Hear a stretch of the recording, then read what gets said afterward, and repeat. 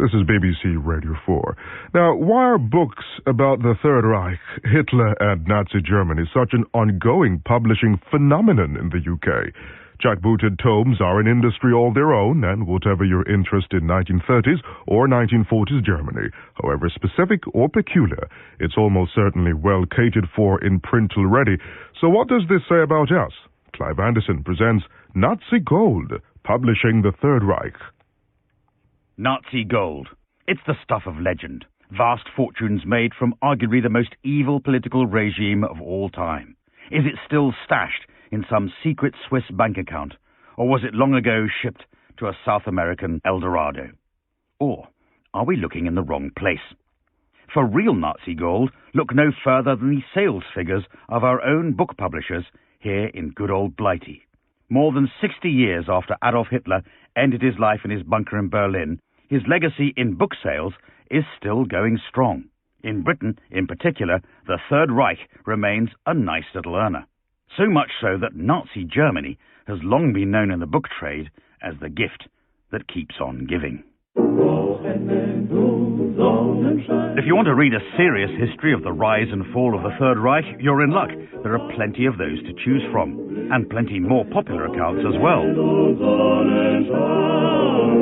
Available online or on the high street are volumes on Nazi science, Nazi magic and the occult, Nazi weaponry, Nazi warplanes, Nazi doctors, dentists and decorations, Nazi bunkers, Nazi beer halls, SS uniforms, SS staff car interiors, SS cutlery, and SS recruitment and propaganda.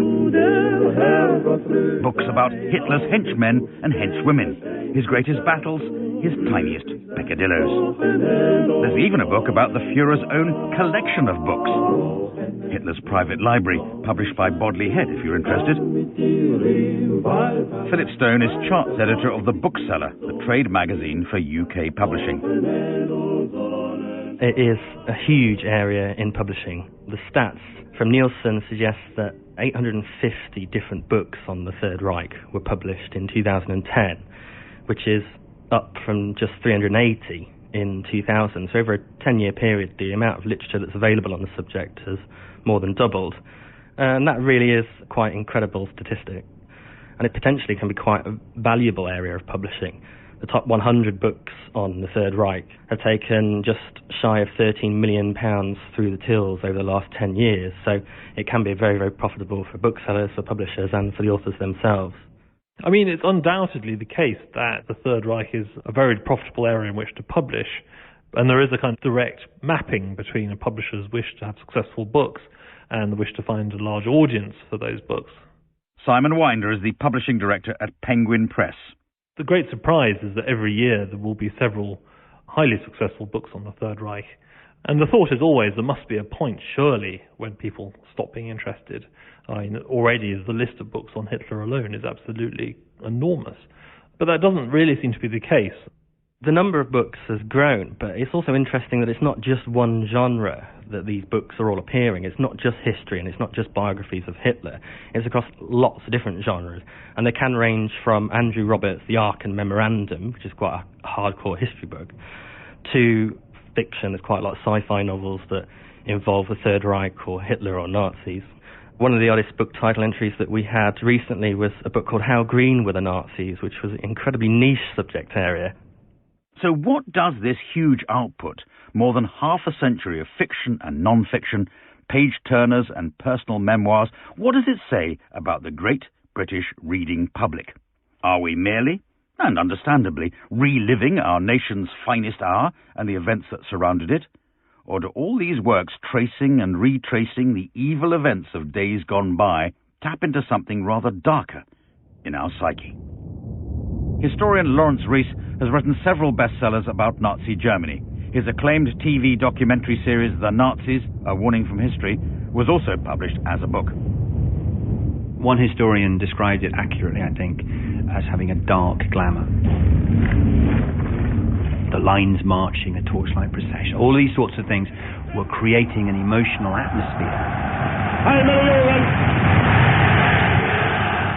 So you're looking at The images, for example, very, very stylized images in Triumph of the Will, Riefenstahlsong, where you're actually looking at this immense sense of order that's created.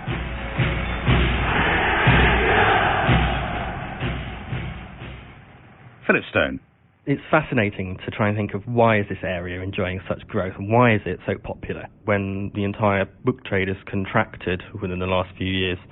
It does say something about the British public today. I think that book sales can very easily tell us, well, what does the public do? What does the public buy? What are they into? And areas of big growth are celebrity memoirs, for example, or celebrity cookbooks and Nazis. Well, that gives me an idea. Years ago, the late Alan Corran published a collection of articles in book form under the title Golfing for Cats, and then stuck a swastika on the front on the basis that golf, cats and Nazis were then the three best-selling subjects for books. But if it's now memoirs, cooking and Nazis, let's go with Cooking for the Führer, I Was Hitler's Private Chef, The Truth About the Vegetarian Myth. Got to be a bestseller. All right, let's first concede there are good reasons for publishing some books about the Second World War. It was the war to end all wars. Well, all right, it was the war after the war to end all wars, but apart from being an epic battle of national survival, it was clearly enough a just and moral war to fight, and clearer still once the war was over. Furthermore, reading about the Third Reich tells us some important things about how a cultured and civilized society can sink into such terrible barbarism. A warning, if you like, from history. Ich schwöre bei Gott. It offered people pride, it offered people a sense of belonging, a sense of purpose. Dass ich dem Führer. George Orwell, in a fantastically insightful review he gave of Hitler's Mein Kampf, talked about this, and he talked about how actually people don't just want to live a life of going to work and coming home and a life of relative wealth. What they also want is a level of excitement in their life. They want, crucially, to feel that they're part of something much bigger than themselves as an individual. And all of these sorts of things is what Nazism was offering. And that's why I called the original Nazi book Warning from History. It can happen again at any moment. This is not simply a German phenomenon. Christian Sager is director at Propylaeon Publishers in Berlin. Every book fair, be it Frankfurt or the London Book Fair, hundreds of books each year from British and also American, but mainly British authors on this Nazi period. Every detail, every special aspect, they send it over to us for translating, and it's really surprising the amount of these books. The fact that we're publishing and reading so many books about the Nazi period, what do you think that says psychologically about the British people? It's satisfactory to bash a country which is more successful nowadays than Britain itself for its past, for its bad past, for its evil past, and it's satisfactory to remember oneself on this heroic period. So it's a sort of clinging to the past, and of course that's not good for the present. I suppose that might be true of all nations and countries. That is true for all countries, of course. I don't see any similar obsession in the book publishing than in Britain. It's not like this in France or even Poland and anywhere else, as far as I can see. That's interesting. So there's more of this publishing and more of this obsession, if that's the right word, than you'd get even in Poland or France. Much more. I know the French book market as well and meet the French publishers on the book fairs, and it's not even 10% of what's going on in Britain. There's a specifically British aspect to this, which is that it's one of those eras in history where we can look back at what we Brits did and say, well, we were unequivocally good. And I think, the odd thing is that we turned out to be better than we thought we were being when we started fighting the war, because we didn't know that the Holocaust was going on at the start of the war. Better reasons emerged subsequently, but even so, we can all feel pretty smug and pretty good about that. Yes. Adrian Wheel has written a number of books about the Third Reich, including Renegades, Hitler's Englishmen, and Science and the Swastika. His latest is a new history of the SS called, the SS, A New History. The SS, a bit of the Nazism, of course, if there's the right word to use, is the sort of most glamorous bit of it in a way, the most frightening, the most evil, but the best dressed as well. Yes, that's right. Uniforms by Hugo Boss. the foundation of the Hugo Boss fashion empire was making uniforms for the Berlin SS in the 1930s. Yes, they don't make a big thing of that now in the marketing. Well, Hugo Boss himself was proud of his association with the Nazi Party. He was pretty much an unrepentant Nazi to the end of his life. Right. Clearly they don't market that now as, on the back of GQ. Are you sometimes worried, though, that your readership, I'm sure you have a readership of serious historians and people fascinated with the military aspects of it, there's a sort of, even lurid attraction to the, as I use the word again, the glamour of the whole process? If I'm being completely honest, it's written to some extent with those kind of readers in mind. And when you do the illustration section for a book like this, one is looking for new images which will attract the kind of train spottery.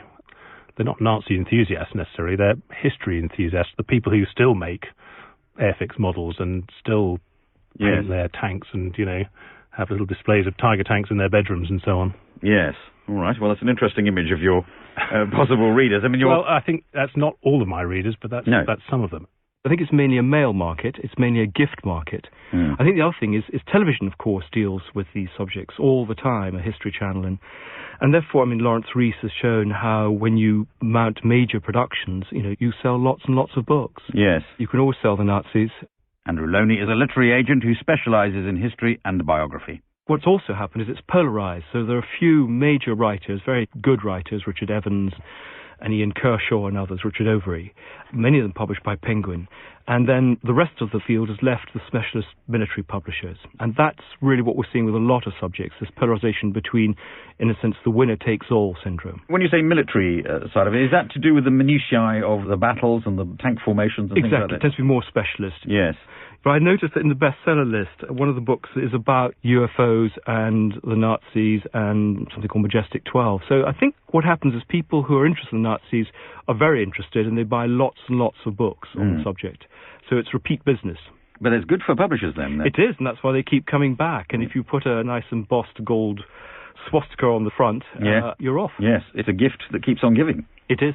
Yeah. It is indeed. Is there something special about Nazis that we're attracted to? I don't know why. It seems to speak to people. I'm not quite sure why. There's a sort of creepy feel to that if you're getting so obsessed with the leather work and the cars. And I suppose some people collect Roman coins and some people collect Nazi uniforms. Everyone to themselves. One of the strangest books that came our way recently is a book called The Collectible Spoons of the Third Reich. It is a fascinating history of the various different spoons that were used throughout the whole Third Reich regime. The bookseller charts editor Philip Stone. So we have the SS P69 police teaspoon, which carries the police eagle with a swastika, which was added in 1933. And the 5th SS Panzer Division Viking tablespoon. We have, on page 115, a close-up image of the W49 Luftwaffe teaspoon with the Luftwaffe emblem. What else do we have? The PS9, the Heinrich Himmler teaspoon, which has a runic HH monogram. And so our fascination with all things Nazi lives on. Comedian David Mitchell was born nearly 30 years after the war, but has often touched on Nazis in his comedy.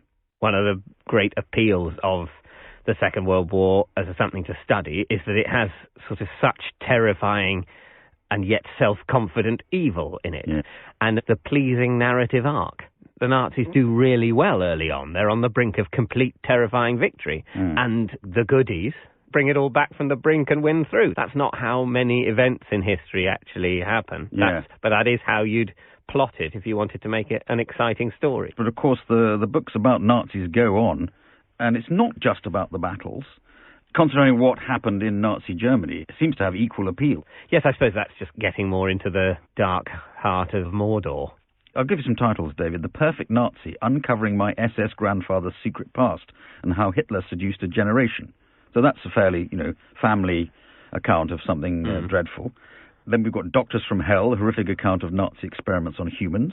See, that's absolutely, that's right in the zone, isn't it? That's what people want. Evil doctors, evil science. And this is why Churchill's so brilliant, because I think in one of his speeches, he refers to the world will go into a new dark age, illuminated only by the sinister lights of twisted science. He's bang on there, that twisted science reference. I think Churchill both understands what's most evil about Nazism, and he can see the publishing phenomenon that's going to become. Volkswagen military vehicles of the Third Reich, an illustrated history. You see, that appeals possibly to the sort of the Top Gear audience, but only that which is interested in Nazism as well, which obviously is a tiny, tiny fraction of that particular demographic. Hitler's Flying Saucers, a guide to German flying discs of the Second World War. I imagine that if that is an accurate guide to German flying discs of the Second World War, it's either all about frisbees and side plates, or it's a very short book. Well, we'll investigate. We'll try to talk to the author of that. Author of Hitler's Flying Saucers, Henry Stevens. Germany needed to try to stem the American and British bombers that were bombing them day and night. And they didn't have a lot of airfields that weren't being attacked from 1942 on. So the idea of a flying disc that could fly up from no airfield at all, that became an attractive idea for them. So in writing your two books, but in particular this one about flying saucers, you've tapped into two interesting markets. There's a big market for books about Nazis, and there's another market which perhaps overlaps for people interested in UFOs and flying saucers. Exactly. We have German scientists that say, I worked on German flying discs during the war. And we have a test pilot who is in a sworn statement says, yes, I flew a German flying disc for something like 350 to 500 kilometers. So why should all this be kept secret? That's a good question. They spent more money on the Ahnenerbe, their occult bureau, than the Americans did on the nuclear bomb. Really? Yes. Michael Fitzgerald is the author of Stormtroopers of Satan, Occult History of the Second World War, and Hitler's Occult War, which details some pretty strange goings-on in the crypt of Himmler's castle. Himmler had this castle at Wewelsburg, which he turned into an order centre for the SS. And what he used to do there was carry out satanic ceremonies. I found page 148. Beneath the castle lay the SS crypt, known as the Realm of the Dead. Each man had a coat of arms and a seat allotted to him at a round table, a grim echo of the Arthurian legend. There they waited for their Grand Master Himmler to begin his ministrations. This sounds like something out of a Hammer House of Horror movie. Is this your imagination, or is this just a description of what actually went on?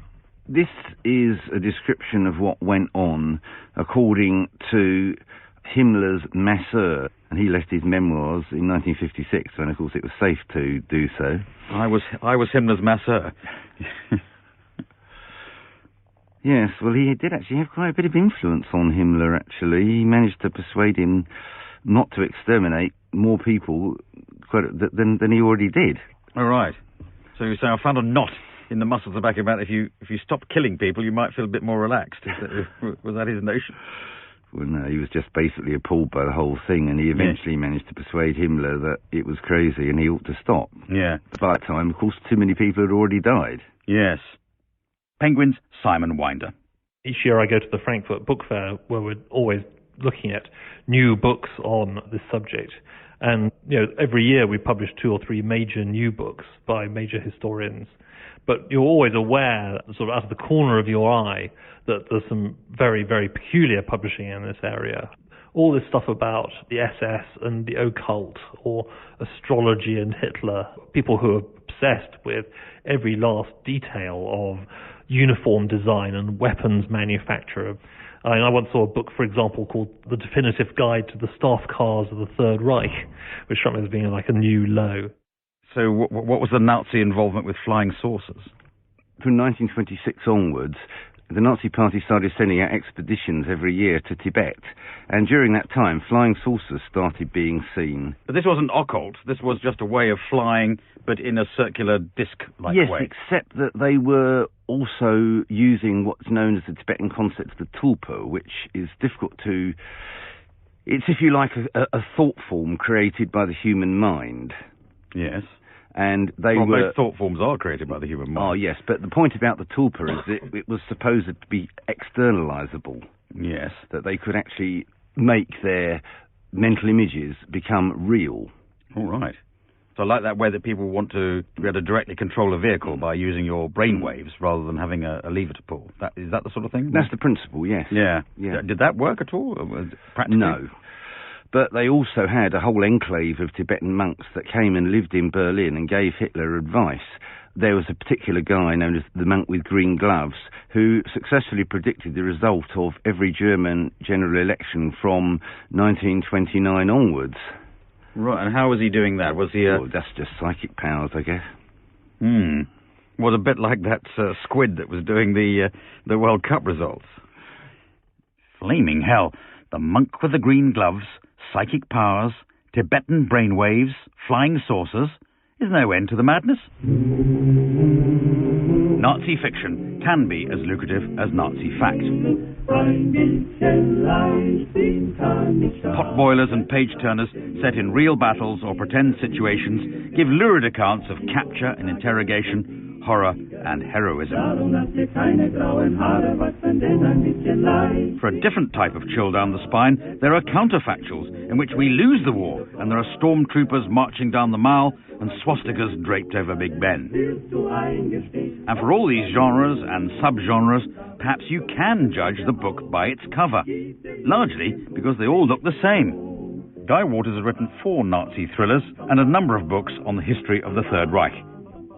If you go into a bookshop and you are looking for some Nazi genre fiction or even history, all the covers obey certain rules. They all have the same 2 fonts, and they have one Fritz Quadrata, which is just a great name, it's got Fritz in it, and Trebuchet MS. And my publisher chose those 2 fonts because they're identical to the ones used on Robert Harris's Fatherland book. So you've got to have these very, very obvious visual references. In this country, of course, swastikas, but then pictures of Colditz, eagles, another good favourite, Nazi troops, red, gold, black and white. You just need to put those down in a sort of swastika-y type eagly mess on a cover, and there you go. What readers expect from some Third Reich fiction, certainly, is that they really do want to have the sense that they're there in the Third Reich. People love the idea of being in Berlin during the war. It's kind of, that's where you want to be. Adolf Hitler. They want to be able to see the big red swastika flags hanging from these Albert Speer designed buildings. They want all the pageantry. And they want to see Nazis. They want to meet them. And I guess that they want their Nazis to be from central casting. And you've got your sort of trusty German corporal figure who's a kind of likeable chap, and he's a bit of a victim of the Nazi regime. Then you've got maybe a junior SS officer, probably at the rank of captain, who is a maniac and loves killing people all the time. Because people want violence. They want gore, glamorous people committing, hideous acts. And they also probably almost certainly want a prostitute with a heart of gold who sleeps with Nazis and is really sexy and kind of looks a bit like Charlotte Rampling in The Night Porter. So I think that you've got to sort of touch all those bases. And then once you've done that, you should be on your way down to the bank and cashing in your advance check. Perhaps the oldest Nazi book published in the UK, or anywhere else, is Hitler's own masterwork, Mein Kampf, My Struggle. Few regard it as a literary masterpiece, but in his lifetime it was a bestseller and made him millions.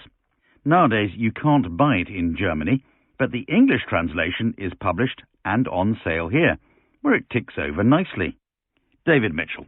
Who does the money go to? Well, he died less than 75 years ago, so it's not out of copyright. Or did he?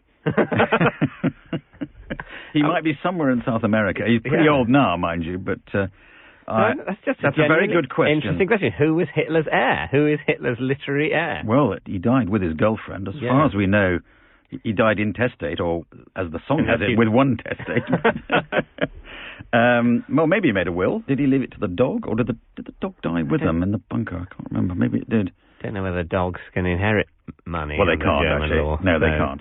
Actually, under German law, the state of Bavaria is Hitler's literary heir, and it has prevented publication of Mein Kampf in Germany. The English translations do generate an author's royalty, but that's been distributed to charities. Well, anyway, on Amazon you can still get it, and readers have tried it. Some of them have been critical, certainly. Mm-hmm. Somebody called it incomparably atrocious. That sounds like a bit of a Mary Poppins song. Incomparably atrocious. I suppose I'd be surprised if it was a page-turner. I imagine it would be a boring, self-important read with the occasional mass murderous thought Well, here's a comment. A brilliant book. It was interesting to read a book that had not been altered in any way. By that I mean most books I've read about National Socialism or the Nazis are full of the author's own biased views. So it's at last an unbiased account. Yes. Publishing Director at Penguin, Simon Winder. I think if we had the opportunity to publish Mein Kampf, I'm sure we would turn it down. Random House publish it, and they've always published it. And I've never quite understood why they keep it in print when it reflects so terribly on them. I would have thought there must be some small and very peculiar publisher somewhere who could do Mein Kampf instead. But in any event, if you want to buy Mein Kampf, you have to contact Random House. Random House does publish an edition of Mein Kampf. Certainly there was a contract at one time apparently signed by Hitler with the UK publishing house. So it's been, within a member of the group's sort of purview for a very long time. Will Sulkin is Publishing Director at the Bodley Head, part of the Random House Group. Obviously, it's a book of enormous historical importance, and that's how it's approached. And it would be sort of Whitehouseian, wouldn't it, to simply condemn the thing out of hand without reading it. I haven't looked at sales, to be honest, for quite some time, but it ticks over, yeah. So with the passage of time, the Nazis may remain the baddest of baddies. All their crimes may be obscured by the shifting sands of time. Really? Lawrence Rees. As the history moves forwards now, I think there's a real danger because the emotional resonance in many, many ways can go. I have a kind of vision that in 20 years' time there'll be a book maybe written by a German, I don't know, and it will probably be a book by a sort of, at that point in the future, reputable academic who's trying to make his name, and it will be saying, well, bad things happen in war. The Holocaust was bad, but equally look at what we now call the bombing Holocaust, the destruction of cities and people by the British bombers and the American bombers.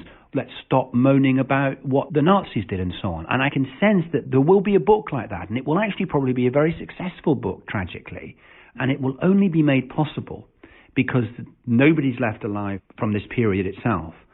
And either consciously or unconsciously, whoever writes that book will be writing exactly the kind of propaganda that the Nazis themselves were beginning to write towards the end of the war. On the record so far, it certainly would be a surprise if they ever stopped publishing books about the Third Reich altogether.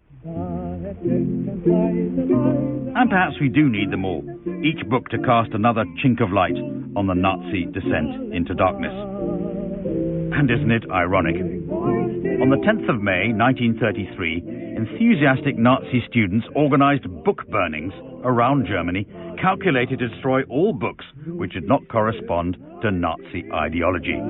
A horrific attack on literature, presaging the greater horrors to come. But one way or another, it looks as though the books have won. Nazi Gold, Publishing the Third Reich, was presented by Clive Anderson. It was produced by Simon Hollis and was a Brooke Lapping production for BBC Radio 4.